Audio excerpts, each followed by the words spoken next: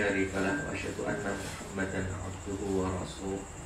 قال الله تعالى يا أيها الذين آمنوا اتقوا الله حق تقاته ولا تموتن إلا وأنتم مسلمون.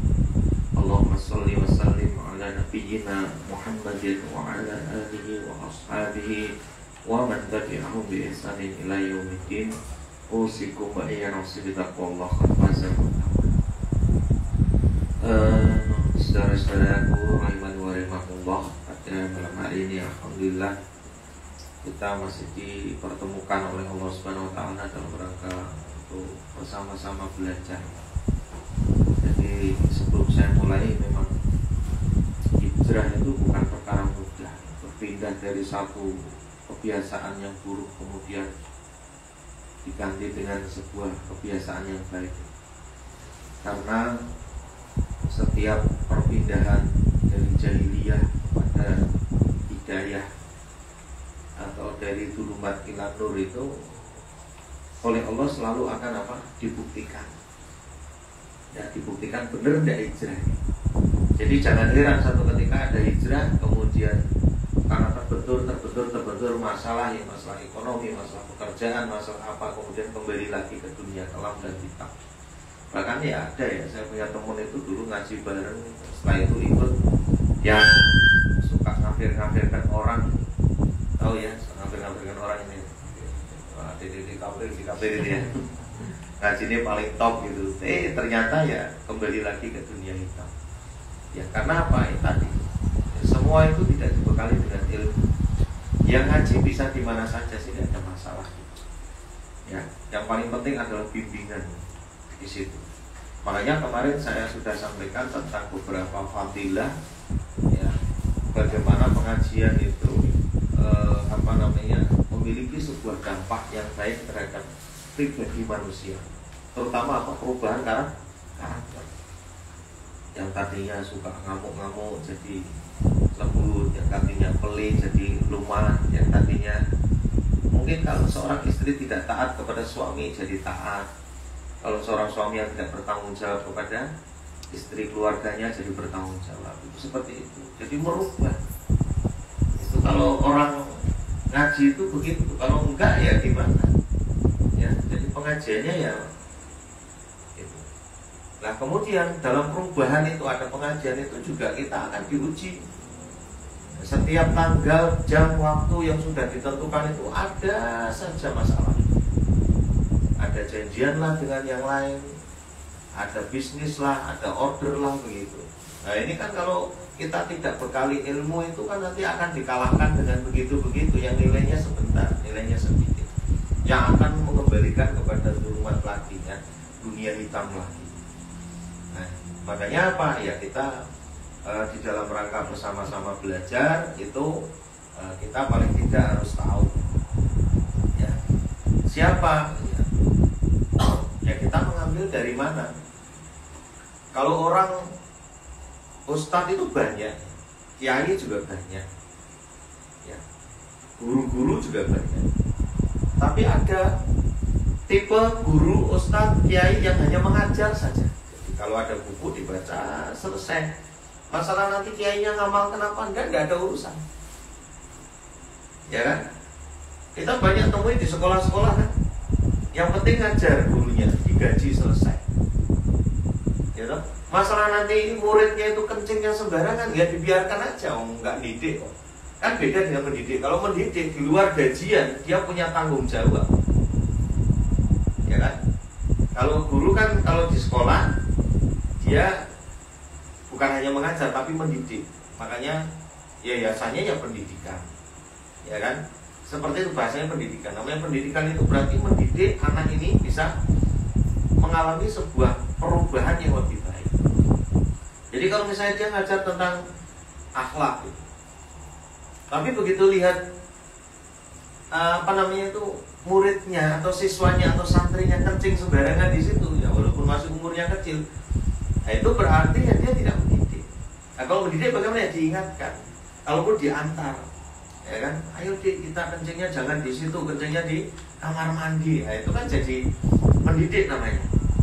Ini yang perlu kita perhatikan. Nah Lalu kita ngambil guru yang seperti apa? Kan begitu. Ya, ngambil gurunya yang bilang apa asal-asalan aja ya. Kalau nasihat bolehlah. Orang mabuk pun bisa kita ambil nasihatnya loh. Loh kok bisa Pak? Ya bisa aja. Kita masih main game, tahu-tahu ada orang mabuk lagi lewat, ya kan? Dengar azan. Dia bilang, itu udah ada. Pernah nggak sholat? Dia nggak sholat ya. Itu nasihat aja, ya kan? Nasihat aja. Kira-kira didengarkan nggak? Perintahnya maksiat nggak? Enggak. Makanya ya kita itu orang, walaupun orang masih mabuk tapi dia memberi nasihat agar kita sholat gitu, karena sudah terdengar azan. Hanya dia mengikuti, ya nggak apa-apa. Tapi beda dengan orang yang memang di situ halim. Saya sudah mungkin beberapa waktu sudah saya sampaikan ya. Jadi apa yang dikatakan oleh Ali bin Abi Thalib radhiyallahu anhu bahwa innamal alim man amila bima alima wa faqahu yahu. Bahwa orang alim itu siapa orang alim itu? Orang alim itu yang ilmunya sama dengan amalannya, amalannya sama dengan ilmunya. Nah ini yang kita cari. Jadi nggak omdo ya, omong doang. Orang Eropa bilang NATO apa itu? Not action, talk only, ya.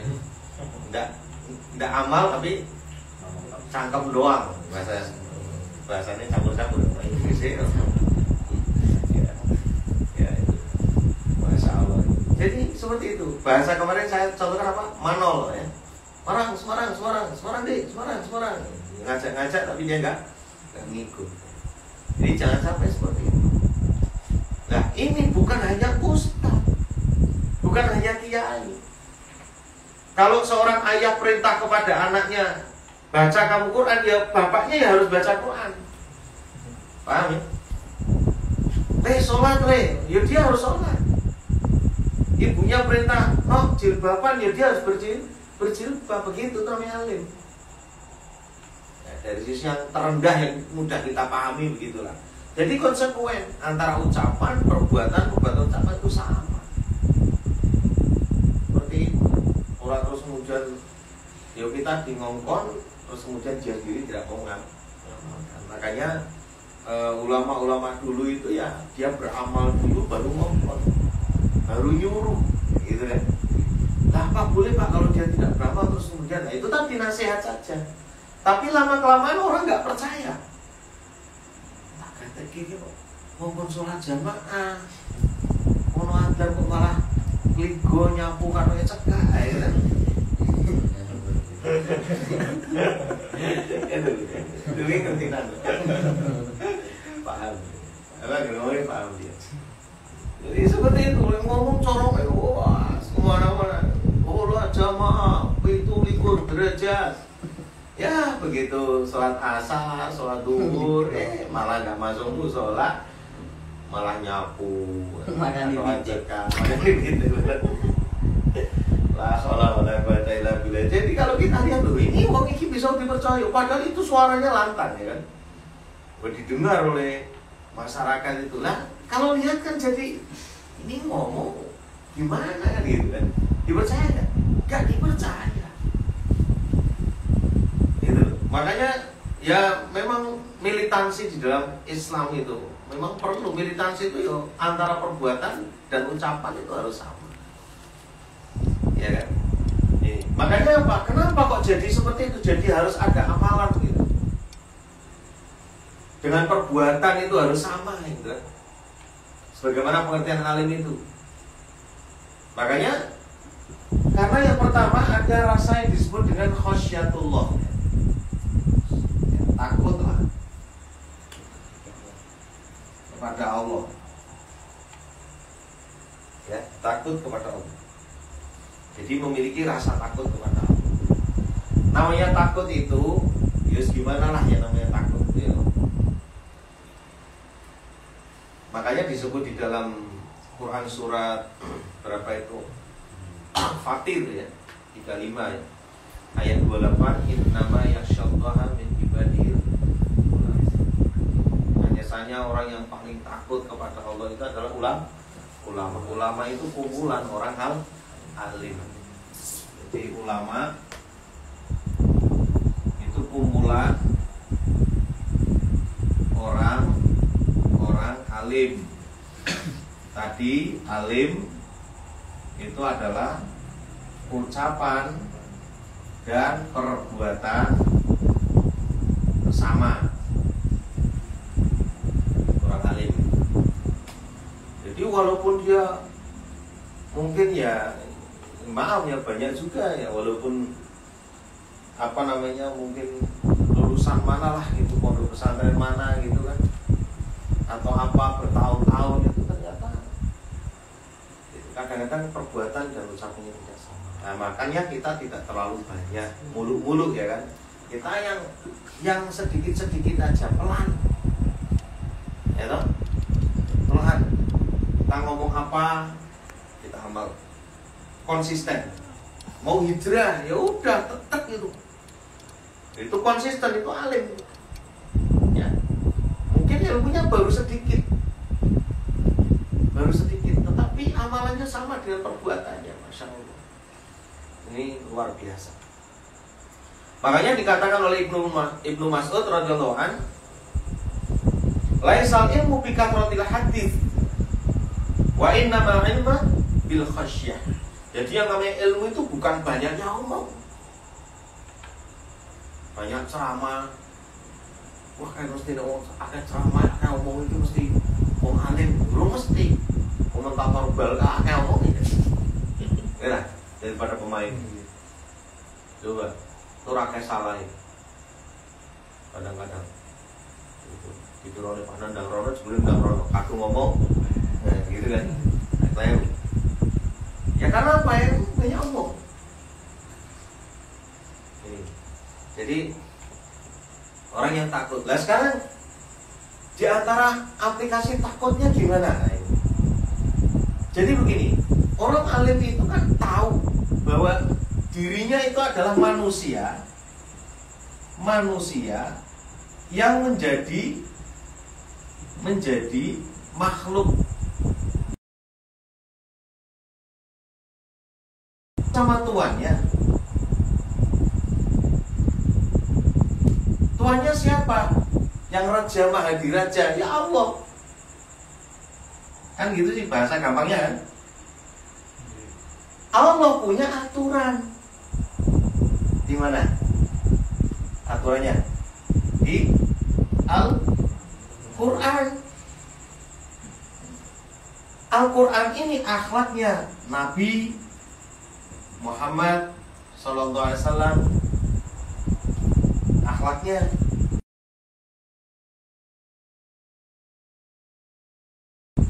Dan beliaulah yang memberi contoh bagaimana cara mengamalkan Quran.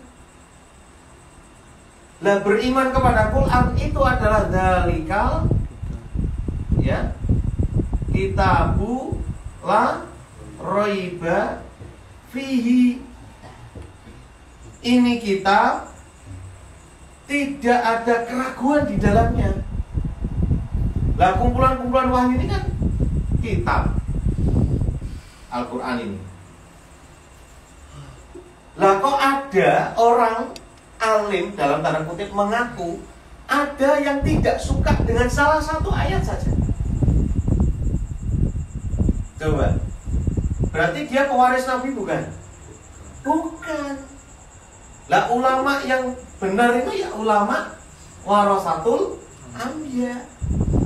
Ingat loh, ulama itu ada dua loh ya.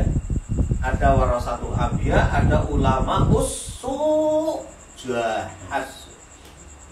Ulama warasatul anbiya itu ya ulama yang mengamalkan Quran ini dan siap dengan resikonya ketika mengamalkan Al-Quran. Mesti dimusuhi ya, Nabi itu dimusuhi. Nabi itu orang yang paling lembut di dalam menyampaikan. Nabi itu orang yang paling hikmah wal mau'izatil hasanah di dalam menyampaikan wahyunya Allah Subhanahu wa taala dalam berdakwah. Itu dimusuhi. Siapa yang memusuhi? Orang kafir, orang munafik. Tahu-tahu ada kiai sekarang, ustadz sekarang mengaku mau idzatul hasanah bil hikmah, paling lembut, kok enggak dimusuhi sama orang kafir? Kira-kira seperti Nabi enggak? Enggak. Kalau kita memang betul-betul seperti Nabi, mesti dimusuhi. Nabi dimusuhi bukan karena kejahatannya, tapi karena apa? Risalah yang beliau bawa. Nah, ini perlu dipahami. Makanya kita jangan keliru nanti nyari orang yang bisa membimbing kita bareng-barengnya, bersama-sama. Ya tentunya saya sendiri juga butuh bimbingan. Ya, saya juga butuh bimbingan. Dan sampai hari ini alhamdulillah ada beberapa para asatidz yang membimbing lah, alhamdulillah ya kan. Bukan berarti kalau sudah ngajar itu sudah top, tidak ngaji itu keliru lagi. Makanya pernah ada seorang ustadz itu, waktu saya ngaji,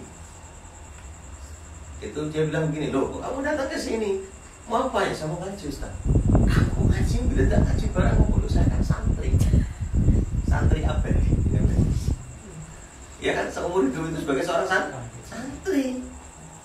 Itu makanya perlu ini pemuda-pemuda ini, alhamdulillah ini sudah mulai banyak pakai sarung barangnya.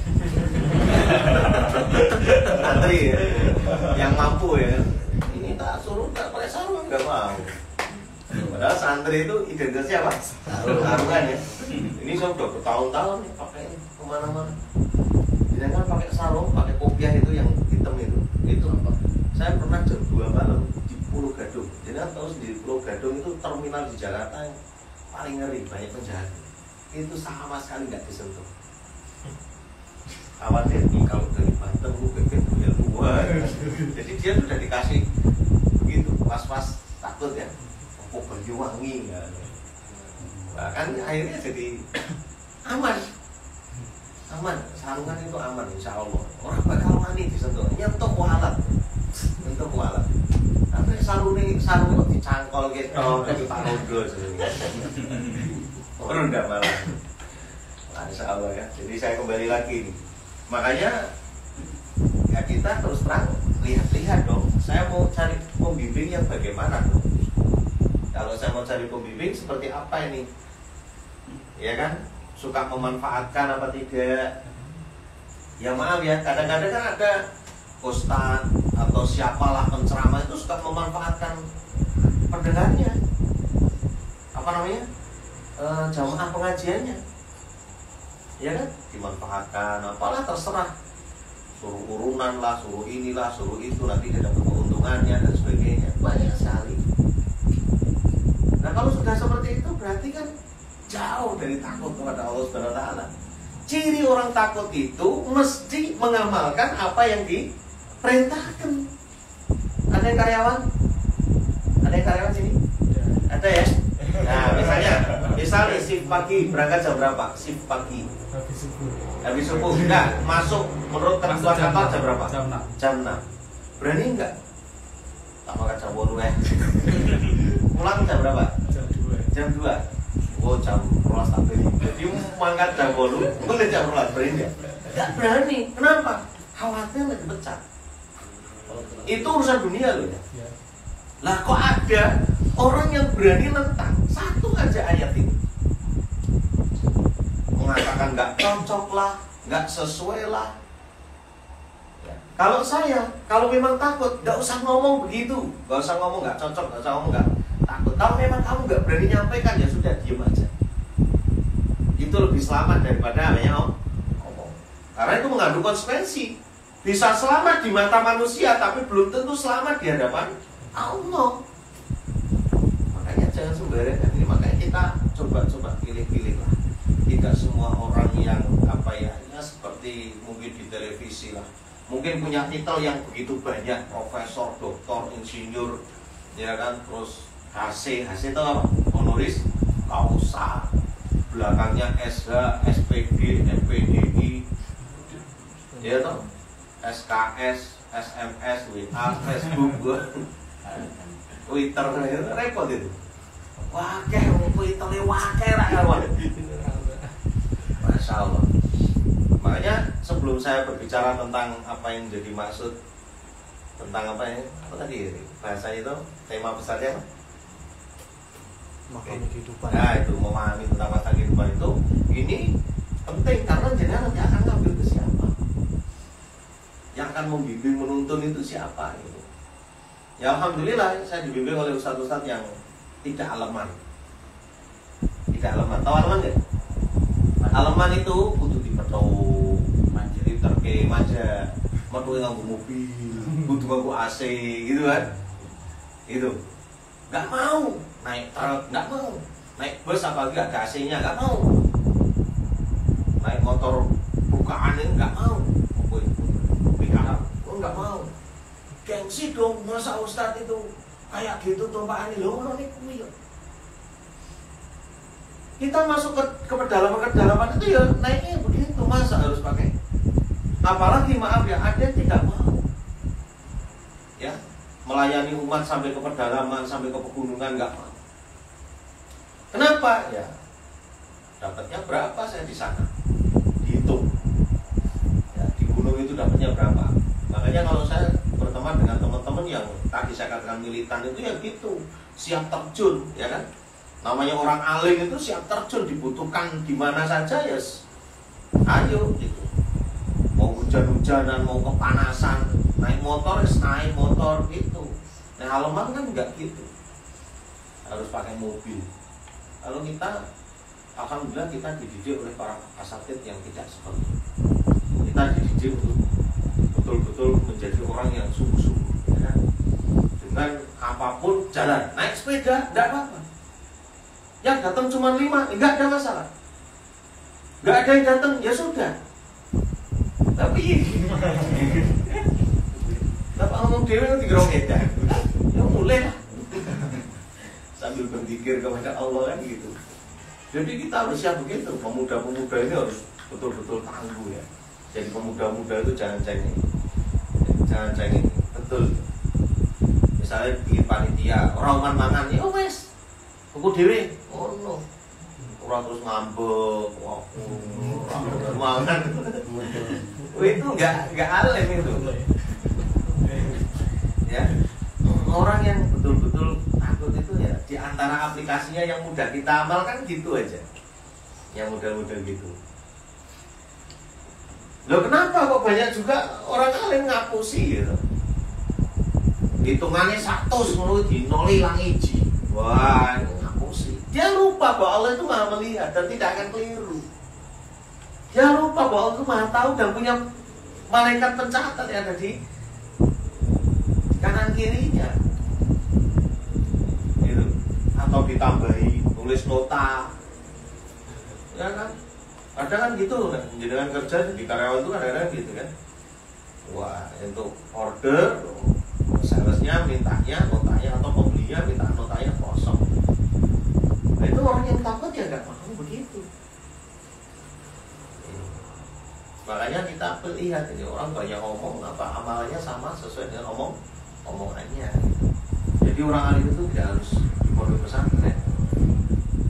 Ya, yang penting apa? Kita tahu ilmunya walaupun sedikit, lalu kemudian diamalkan. Justru yang banyak ngomong kalau tidak sesuai dengan ilmu yang dia amalannya tidak diamalkan itu malah kabur apa? Allah murka kepada orang-orang yang menyampaikan tapi amalannya tidak sesuai, tidak diamalkan. Kalaulah misalnya dia alim, dia lupa, lalu kemudian diingatkan orang yang alim, ya itu diingatkan langsung kembali. Oh iya, astagfirullahaladzim itu. Saya sudah menyampaikan begini, saya tidak beramal begini, gitu kan. Akhirnya dia mengamalkan dan memperbaiki amalannya. Orang alim itu begitu. Orang ngamuan, orang kesunat. Ya, jadi orang alim kok ngamuan kesunat itu. Ini perlu dipertanyakan. Terus saya ini sekarang gini aja. Ini Nabi Muhammad SAW bersabda, misalnya nih, la tamdok walakal jannah. Jangan marah untuk surga. Nah terus dia ini kok ngamuan, Habib. Tapi ngajarnya memang bu, surga ya, repot kan? Ya kan? Baik, makanya jangan pilih yang. Terus kemudian, qala al-Imam Ahmad, telah berkata Imam Ahmad, aslul ilmi al-khasyah. Pokoknya ilmu itu adalah takut kepada Allah. Makanya apa kalau dia itu menyampaikan, ya. Itu kalau sudah dilandasi rasa takut kepada Allah SWT, hati-hati. Karena apa? Dia tidak akan menyampaikan sesuatu yang dia belum amalkan, kecuali yang sebatas ilmu yang dia pahami saja. Contoh ya, misalnya, contoh aja, contoh ini masalah poligami. Dia tahu ilmunya, poligami itu memang aturan Allah, dan ya sudah sebatas itu aja. Nggak bisa dia cerita lebih banyak tentang bagaimana bahagianya, dukanya, nggak bisa urung amal. Dia sebatas saja sekedar apa? Tentang masalah beriman, tentang perintahnya Allah saja, sudah selesai. Kita mau imani saja. Kita harus beriman dengan apa yang telah diturunkan oleh Allah, misalnya begitu. Ya kan? Kalau ngomong sampai detil-detilnya seperti orang misalnya Ustaz baru lulus mondok cerita tentang masalah tadi ya, masalah hukum pernikahan, ya sebatas itu saja. Dia tidak akan bisa, tidak akan cerita, tidak boleh bahkan ya kan cerita tentang masalah bagaimana indahnya, bagaimana nggak bisa. Dia sendiri belum merasakan. Ya, nah ini perlu kita paham. Baik. Kemudian yang kedua, nah dasarnya kita lihat. Orang alim itu ilmunya berkah dengan mengamalkan. Ya, jadi barokahnya ilmu itu dengan beramal. Ya, beramal. Dan barokahnya waktu itu dengan ketaatan. Ya, barokahnya waktu dengan ketaatan.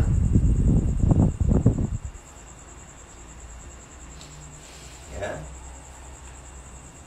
Serta perkara-perkara yang bermanfaat, hal-hal yang manfaat. Jadi orang alim itu, saya diberikan Allah, itu akan memanfaatkan waktu-waktunya. Ya, apa yang bisa dikerjakan? Ya misalnya namanya orang alim, mosok ya Pak dolanan doro ya lucu ya. Itu lepehan doro kan lucu, baru ke doro hilang maghrib-maghrib orang sholat maghrib malah goreng doro nih. Itu loh kadang-kadang ya doro cekel meneh, jolke meneh, kita golek. Lah salah bahasa itu gitu. Ya kita kadang-kadang manusia itu dipayah ya. Bekewan itu ngono gitu. Dipayah ya. Dan Pak di openi ya, gawe apa jenenge iki wis akeh kok dibeleh apa digel gitu kan. Bunyi-bunyi tamu ya ora masalah. Kowe iki ora. Yo kadang-kadang saya juga yo memperhatikan lah, namanya tadi dikatakan tentang memahami kehidupan itu kadang-kadang ya memang harus banyak melihat, memperhatikan dan menjadikan ibro kan, pelajaran kan. Dorone dilus-lus. Ono gitu dilus-lus. Bojone dinten kita. Dilus-lus. Dilus-lus ora tau itu. Wah, kadang-kadang iki ya Allah, piye ta ya.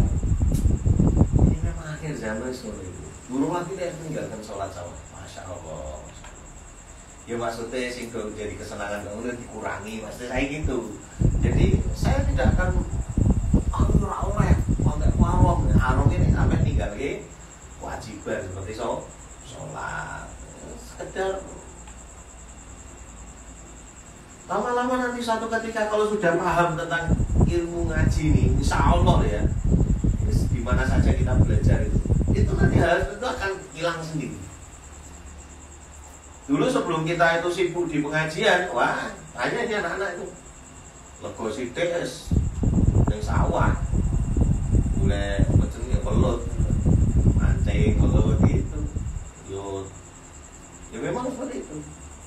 Ya, lama-lama hilang karena kesibukannya sudah berubah. Tidak ada pengajian.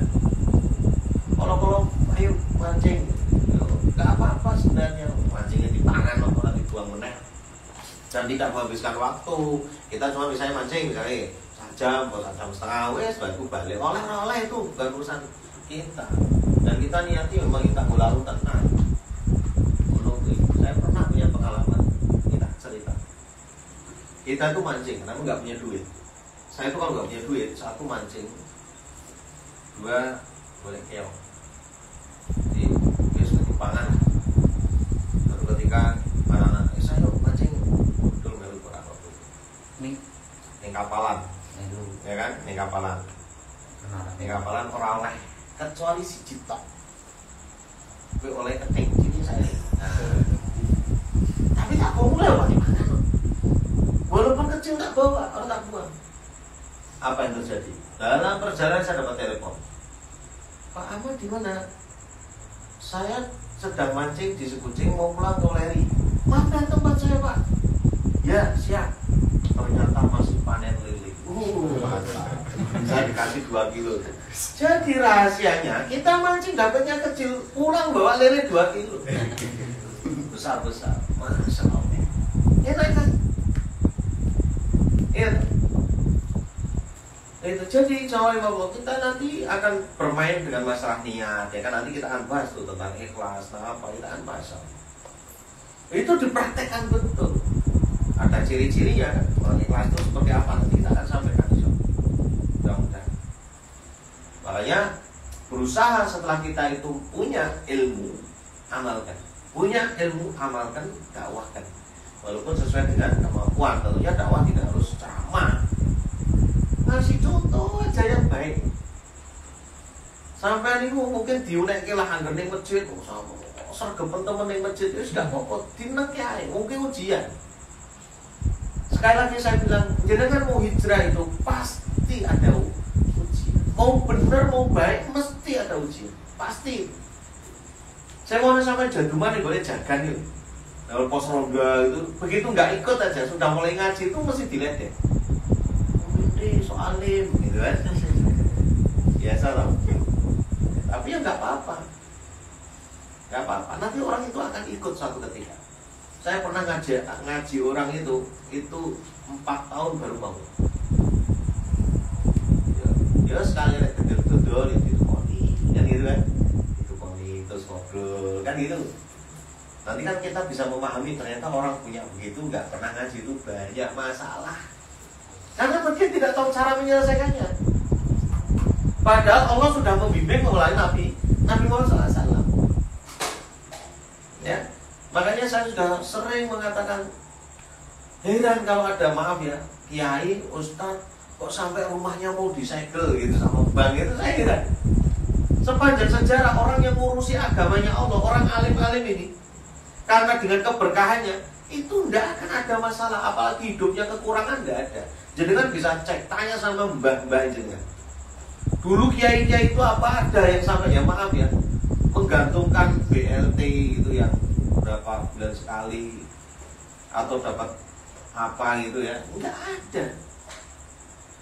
Karena saking berkahnya. Yang gaji Allah. Intan surullah yang surku baik kita. Kalau kita nolong agama Allah akan menolong kita. Ya, dan itu pasti. Makanya kalau istiqomah, insya Allah luar biasa. Baik. Kemudian ada seorang sahabat namanya Ibnu Mas'ud radhiyallahu anhu. Beliau mengatakan yang artinya, sungguh aku sangat membenci seseorang yang aku lihat kosong dari amal dunia dan amal akhirat. Berarti apa? Amal dunia ini kosong, tidak manfaat. Ya, makanya apa? Kalau memang tidak ada amal dunia, amal akhirat kita kerjakan. Adanya warung sedekah itu dalam rangka kita itu sebenarnya membangun amal akhirat. Orang tidak tahu. Sing ngasai, sing gladeni, sing jumpohi piring, sing masang keratake. Itu terus apa lagi? Yang markir, yang menyediakan untuk cuci tangan, semua yang terlibat itu, karena itu mengatakan warungnya warung sedekah, semua datang. Lebih baik buat ngewangi gitulah daripada untuk yang lain gitu. yang nggak ada manfaatnya, itu manfaatnya banyak sekali. Ya. Atau bukan warung segala, yang lain misalnya apa? Dapur rumah. Ya, dapur rumah juga bisa.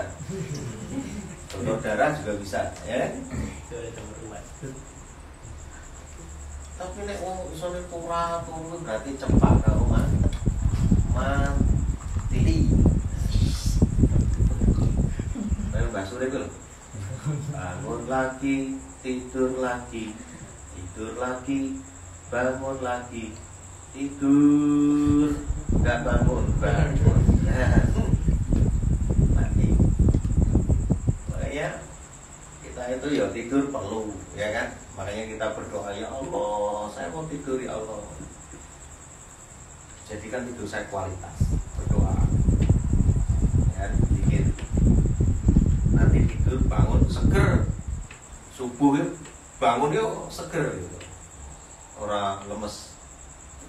Ya, ini sudah tak praktekin. Jadi ternyata doa itu penting dan bangun tidur itu tetap baca doa. Ya, tahu ya doa bangun tidur ya. Ayo coba. Ada yang ingat? Allahumma inni a'udzubika minal khubuthi.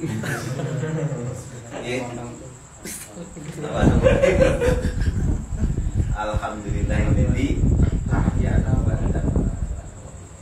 Nah itu paling kan ada urung apa yang Google browsing doa bangun tidur, apa kata Google. Kalau perlu pakai voice. Halo Google, doa bangun tidur apa? Paling saya tidak tahu karena saya pernah tidur. La haula wala quwwata illa billah. Makanya apa kalau sudah kosong dari pekerjaan dunia, kenapa? Ini tidak ada manfaatnya. Yo, ini ojo nganggur gitu. La takun sabah lalan, jangan nganggur. Apa yang harus nganggur sih? Misalnya tak turu ya ora apa-apa, ning kowe mau aja turu terus. Turu itu tidur itu hanya untuk apa ya? Ya itu kan karena dia punya hak juga, mata punya hak untuk tidur kan. Dan kita juga nggak boleh juga ya mengabaikan orang-orang di sekitar kita. Wah ini pelajaran ini jangan disalahartikan loh ya. Mati begitu jangan punya istri ditinggal di rumah terus itu ya, dia juga punya hak juga ya kan. Ditunggoni, dinasehati, diberi pendidikan, tetap seperti itu. Enggak terus kemudian ditinggali, dicuekin di rumah terus yang dimek APD, wae bener atau dimek, nah ini repot. Makanya jangan sampai lah. Ini itu maksud Rasulullah Anies sudah nggak suka ya, orang yang dilihat kosong dan bukan kosong. Makanya orang mukmin itu tidak akan pernah kosong dari kebaikan.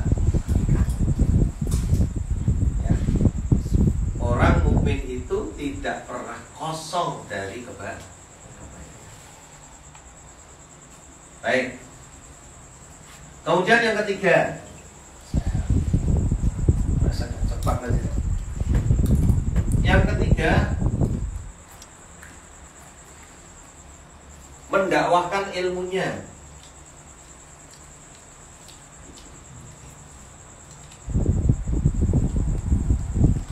Dan ini penting, tidak menyembunyikan. Maka kalau kita sudah bisa mengamalkan ilmu yang kita dapatkan, sampaikan. Orang mesti mantep, ya mantep kalau mendengarkan itu. Wah ini kenapa ya? Karena memang sudah diamalkan. Kalau belum diamalkan, orang mesti ini sama lagi burung ya kok ragu boleh jawab dulu. Ya tak? Jadi setelah yang kita dapati itu, kenapa orang itu ketika menjawab pertanyaan atau apa kok nggak mantap ya karena dia sendiri mungkin belum mengamalkan. Nah ini kita berusaha mengamalkan kemudian mendakwakan dan tidak boleh disembunyikan, nggak boleh. Ini bahaya menyembunyikan itu.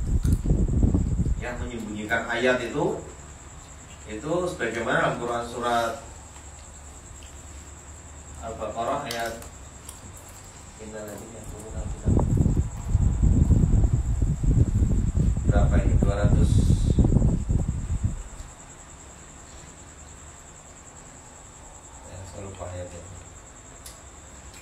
Jadi orang-orang yang menyembunyikan ayat-ayat Allah itu akan dilaknat. Jadi kalau misalnya ada seorang kiai atau ustadz atau penceramah siapapun itu, lalu kemudian berusaha untuk mengatakan bahwa menjalankan syariat Islam atau hukum Allah itu tidak wajib, harus dipertanyakan. Nah, wong Nabi itu menjalankan syariat Islam kok. Para sahabat juga menjalankan syariat Islam. Kalau mengatakan tidak sesuai, berarti Islam bukan rahmatan lil alamin dong. Wong Islam itu diamalkan di mana saja, walaupun orang kafir yang mengamalkan itu tetap ada keadilan di situ. Dan tidak boleh dipotong-potong. Ya, ayat itu nggak boleh dipotong-potong. Misal contoh ini dipotong nih. Seperti orang-orang dulu itu kan ada kiai juga kan. Itu kan kalau menyampaikan ayat misalnya begini. Wawailul lil musallin, ciloko wong sing salat. Wes, itu nggak diteruskan ayatnya. Ini kan dasarnya ke Quran juga. Ayo. Nah, itu kan bahaya ini. Berarti ada yang disebut. Harusnya kan dilanjutkan. Alladzina hum 'an shalatihim sahun. Orang yang sahun inilah yang wawailul. Ini enggak dipotong. Sama hari ini tuh ada para ustaz tuh banyak sekali yang motong-motong ayat itu. Ya ayyuhalladzina amanu atiullaha wa atiur rasul wa ulil amri minkum. Sudah di situ. Dipotong di situ. Dan dijelaskan lagi. Nah, ini namanya menyembunyikan. Harusnya terangkan. Nah, itu yang berisiko Pak kalau diterangkan. Ya memang berisiko. Nabi itu yang memiliki resiko ketika menyampaikan. Ya memang resikonya dai ya begitu. Ya. Jadi kalau jenengan misalnya ditanya ya tentang masalah apa namanya sama istri, kalau punya istri ya tentang masalah apa saja ya ngomong apa adanya. Kalau istri ngamuk itu paling ya sebentar lah. Nanti ya enggak gitu. Kalau sudah oh ya ternyata suami saya ngomongnya bener gitu kan bisa jadi. Pada saat itu bisa jadi nggak terima karena memang dipengaruhi oleh lain atau masih nggak mood gitu kan. Ini harus kita pahami ya. Jadi nanti kita tidak akan keliru insya Allah ketika mengambil ustaz atau kiai gitu, yang menjadi tempat untuk bisa membimbing kita. Karena kalau sudah ada yang disembunyikan, ya berarti itu yang kita nggak tahu. Kalau berarti banyak yang disembunyikan pasti itu. Ya, karena kepentingan, namanya orang menyembunyikan itu pasti ada kepentingan yang tentu tidak akan pernah lepas ya dari hukumnya Allah itu. Allah pasti tahu lah itu apa yang disembunyikan. Ya, kenapa kok tidak disampaikan? Jadi berlakunya hukum Allah, syariat Allah itu harus di mana-mana, tidak sebagian-sebagian. Ya, sebagaimana di Al-Qur'an surat 2 ayat 85 kan? Apa tuh minu nabi ba'dil kitab wa takfuruna bi ba'dil. Apa kamu mau beriman kepada satu sisi isi kitab satu, kemudian yang satu lagi ayat karena nggak cocok, lalu kemudian nggak cocok dengan dirinya, nggak cocok dengan perasaannya, lalu kemudian ditolak. Ya, kalau mau beriman seluruhnya dari kitab pula tidak ada yang diragukan sama sekali. Masalah nanti bisa mengamalkan atau tidak mengamalkan itu urusan lain, tapi beriman kepada isi kitab ini wajib. Semuanya, nggak boleh ada yang ditolak. Lah konsekuensi iman ya disampaikan karena iman itu adalah apa? Al yakinu bil qalbi, akriru bil lisan, al arkanu bil al amalu bil arkan. Seperti itulah konsekuensi kita apa namanya disiksa. Jadi kalau ada kiai ustaz ngaku warasatul anbiya, kalau udah mengalami resiko-resiko seperti Nabi ya maaf ya, bagi kita tentu tidak akan bisa menjadi panduan sebagai orang yang bisa membimbing. Ya, karena ya memang itulah yang kita lihat dari sejarah ya toh. Dari sejarah itu begitu. Pasti memiliki resiko. Kemudian dalam satu hadis ya disebutkan An Abdillah ibni Umar radhiyallahu anhu, qala Rasulullah sallallahu alaihi wasallam ballighu anni walau ayat. Sampaikanlah apa-apa yang datang dariku walaupun satu ayat. Dan ayat itu ternyata berisiko. Sampai Abu Dzar Al-Ghifari, masya Allah. Beliau sampai mengatakan, Abu Dzar Al-Ghifari radhiyallahu anhu mengatakan, seandainya kalian wahai para penguasa meletakkan sebilah pedang di mulut ini agar aku menyembunyikan satu perkara yang aku dengar dari Rasulullah SAW, maka pasti tetap aku akan sampaikan urusan itu walaupun tidak kalian izinkan. Ini luar biasa ya. Kira-kira nih, boleh kiai yang model kayak gini, ono ora ya saya kira. Wah, itu kadung aku tuh kok bakso ya cak mangan sego barang gitu. Wah, sopan ngomong bener ya, piye ya, enak pekewo. Itulah makanya, pekewo itu bukan karena Allah. Coba jangan perhatikan. Sudah bolak-balik dalam namanya pekewo itu mesti karena manusia. Ya. Mesti karena manusia. Kalau coba kewo, belajar ya caranya apa kewo gitu. Nah itu memang tradisi yang secara keyakinan itu bisa menjadi bahaya kalau tidak bisa menempatkan pada posisinya. Insyaallah ya. Ini di Quran surat saya tadi sampaikan ya, surat Al-Baqarah 159 ya. 159. A'udzubillahi minasyaitonir rajim. Innal ladzina yaktumuna ma anzalna minal bayyinati wal huda min ba'di ma bayyanahu lin-nasi fil kitab ulaika yal'anuhumullahu wa yal'anuhumul la'inun. Sesungguhnya orang-orang yang menyembunyikan apa yang telah Allah turunkan berupa keterangan-keterangan yang sudah jelas, petunjuk setelah Allah terangkan kepada manusia di dalam kitab Al-Quran, mereka itu dilaknat oleh Allah dan dilaknat oleh semua makhluk yang bisa melaknat. Makanya kalau youtuber atau bahkan satu-satu kadung kondang nggak berani nyampaikan tentang masalah bagaimana berlakunya hukum Islam, syariat Islam yang itu sudah jelas secara sejarah membawa Baldatun Thayyibatun Warahmatullahi dan tidak akan digunakan, tidak akan tergantikan. Ya, dengan itu tidak akan tergantikan. Makanya apa ya, pemuda-pemuda ini juga harus jatuh dengan oleh Islam. Apa diantaranya? Ya tapi terikat. Apa terikatnya? Coba. Subuh petani. Enak-enak. Turu. Nek mundak meneh tingkatane wis saur wis subuh wis kon tangi kan gitu kan. Jek enak-enak turu awan tangi meneh. Salat zuhur. Anak kerja berat kan. Asal gitu. Maghrib ya sono kon salat. Setahun diatur kon poso. Sebulan sisa. Ya memang gitu. Terikat. Ya mukmin itu memang seperti itu. Dunia itu adalah sejenul mukmin.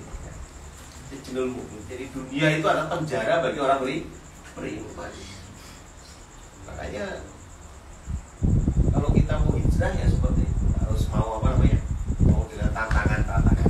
Nah, kita apa namanya, kita ini hadapi dengan pelan-pelan, ya, hadapi dengan pelan-pelan dan juga hadapi dengan istiqomah ya kan. Makanya kalau tidak ada komunitasnya, nanti kita akan mudah apa nih terterekam ya toh oleh apa namanya, terekrut boleh lah, terekrut oleh paham-pahamnya, akhirnya merugikan kita sendiri. Ya harus ada komunitasnya. Kalau kemudian dibina ya kan, dibina, dibimbing sampai paham. Ya memang harus sabar. Mau nggak mau kan, memang harus sabar. Baik, saya lanjutkan lagi. Rasulullah SAW juga bersabda, man su'ila an ilmin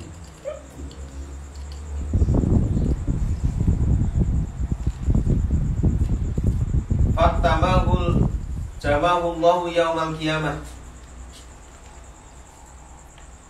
bil lijami minan nar. Barang siapa ditanya tentang satu ilmu lalu kemudian dia sembunyikan, maka di hari kiamat Allah akan memasang apa namanya itu, kekang, tali kekang, apa borgol dari api neraka. ini termasuk ilmu-ilmu yang berkaitan dengan masalah ilmu dunia sebenarnya. Ya kalau utamanya ilmu akhirat disembunyikan gitu kan. Misal contoh ada guru baca Quran lah, abatan satu huruf tidak diajar. Alif misalnya dumpet langsung ba ta sing alif itu dumpet sehingga orang itu nggak bisa baca Al-Fatihah karena Al-Fatihah itu huruf pertamanya alif. Kok ibu coli ngerti karena alif dia nggak ajar. Nah ini bahaya ini orang ini. Itu tentang masalah Quran. Termasuk masalah hukum yang lain. Misalnya laki-laki sama perempuan salaman itu gak boleh nih orang mahromi. Lalu kemudian tidak disampaikan sama kiai. Padahal kiai ngerti. Bahkan kiai ini salaman dewi. Malah ngejak salaman. Wah ini berarti bahaya ini orang. Ya toh? Makanya kita lihat ini. Orang ini amalnya alim, amalnya sampai di mana ya. Terus kemudian ada lagi, misal maaf saja memperbolehkan keluarganya tidak menutup aurat misalnya. Padahal jelas perintahnya kan. Nah, ya kita harusnya lihat-lihatlah. Kita jangan hanya terpaku, terpancang, tergiur dengan profesor, doktor, insinyur, HC, haji, kiai gitu kan. Kita lihat itu. Ya kan? Orang FMC berarti. Nah itu. Nah kalau saya sebagai kalau saya sebagai seorang kiai gitu misalnya, anaknya nggak tutup aurat, ditanya sama jamaah sampean, Pak, maaf Pak Kiai, kok anaknya sampean kok nggak pakai jilbab gitu. Kalau saya jawabannya ya, demi Allah saya sudah peringatkan dia. Ya, tapi mungkin hidayah belum diturunkan kepadanya dan belum diberi kekuatan. Saya tidak bertanggung jawab apabila dibawa mati. Oh itu tegas jawabannya. Ya ini kan jilbab ini kan bukan budaya, ini kan budaya Arab. Nah itu ngeles gitu. Untuk membenarkan dirinya, wah ini berat. Itu namanya gini ngeles. Ya kan? Karena kiai juga ada dua kan, ada kiai warasatul anbiya, ada kiai itu kiai Slamet juga ada kebun yang di Solo. Jadi jangan tergiur dengan kalimat-kalimat itu. Harusnya kita tuh harus mulai sadar, mulai wah ternyata ya, mulai bisa melihat ini gimana nih kok. Jangan sampai kita tertipu. Nah, orang-orang semodel seperti itu oleh Allah sudah disebut gelar-gelar haji, kiai misalnya, haji, ustadz gitu kan, atau apa saja gitu di situ. Kalau di ini kan, kalau di Jawa ya, kalau di Aceh kan ada tengku atau apa namanya dan seterusnya, ada buya atau apa, itu namanya beda-beda ya. Nah, kemudian kita tergiur dengan itu saja, tapi tidak melihat gitu. Tadi itu dari ilmu yang sudah didapatkan, lalu sampai kapan itu diamalkan, itu sampai di mana? Baik, itu ya. Jadi kalau ditanya itu masalah akhirat, ngomong.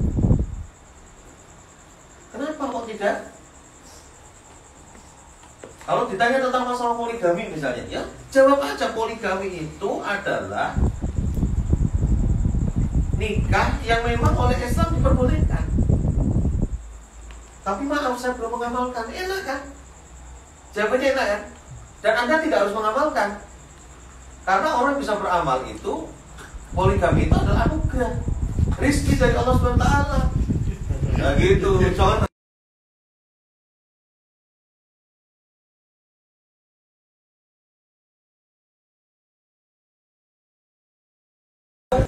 Yang bikin enak gitu loh, ya kan? Jawab aja bahwa poligami itu bagian dari syariat Islam. Adapun saya, kiai atau ustadz atau buya belum mengamalkan. Dan memang istri saya belum mengizinkan. Nah itu kan terang-terangan aja, ngapain pusing-pusing? Ya kan harus disembunyikan-sembunyikan. Bloko-bloko apa sih? Kita itu nggak akan rendah demi Allah ya. Hanya karena mengakui begitu, enggak. Bisa jadi dengan pengakuan itu kita dimuliakan Allah karena kejujurannya. Justru ketika nanti ngeles itu malah justru hina di sisi Allah, bisa jadi. Itu ya. Baik. Saya lanjutkan ini. Jamnya udah mulai mau. Yang keempat, orang alim itu selalu berpikir dan tadabbur. Yang keempat,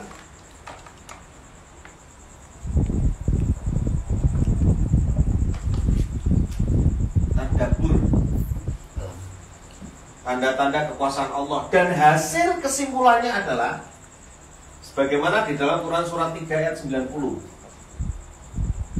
190. Ya. Surat 3 itu adalah apa? Ali Imran. Ya kan? Jangan lupa ya. 190. Nah, kita lihat apa itu. A'udzubillahi minasyaitonirrajim. Inna fi khalqis samawati wal ardi wa ikhtilafil laili wan nahari la ayatin li ulil albab alladzina yadhkuruna Allaha qiyaman wa qu'udan wa 'ala junubihim wa yatafakkaruna fi khalqis samawati wal ardi Rabbana ma khalaqta hadza batilan subhanaka faqina 'adzabannar. Sesungguhnya dalam penciptaan langit dan bumi, silih gantinya siang dan malam itu tanda-tanda bagi orang yang punya akal. Yaitu siapa? Orang-orang yang senantiasa mengingat, berzikir kepada Allah, baik dalam keadaan berdiri, dalam berjalan, dalam berdiri diem, kemudian lihat matahari, lihat bintang, lihat awan, lihat pitik tarung, jago tarung. Coba kita perhatikan itu. Kenapa? Royoan babon. Oh berarti nek wong tarung royoan babon iki kaya pitik. Ya kan enak. Kan gitu, gampang aja. Kita jadi pro. Dalam keadaan berdiri, berbaring, duduk gitu. Dan mereka berpikir tentang kejadian-kejadian itu tidak lepas dari Allah yang menghendaki, tidak lepas dari kekuasaan Allah SWT. Lalu apa? Rabbana ma khalaqta hadza batila subhanaka faqina adzabannar. Ya Allah, bahwa apa yang Kau ciptakan ini semuanya ya, Maha suci Engkau, tidak ada yang sia-sia. Maka peliharalah kami dari siksa, dari api. Jadi apa yang dikehendaki oleh Allah itu tidak ada yang sia. Jadi kan lihat orang mampu itu. Coba, ada nggak yang sia-sia kalau kita lihat orang mampu itu? Itu kehendak Allah, walaupun itu atas perbuatan dia, itu urusan dia sama Allah nanti kan. Kita loh, bagi kita versi kita lihat ya, oh orang mampu. Bagi kita tidak sia-sia. Kenapa? Itulah dakwah. Gitu. Kita lihat orang-orang yang di perempatan itu kan pakai hitam-hitam, terus kemudian gantungan, apa sih ya? Bagi kita itu bisa menjadi lahan dakwah. Mungkin bagi dia di sisi Allah perbuatannya bisa jadi sia-sia, tapi kita mana ya kan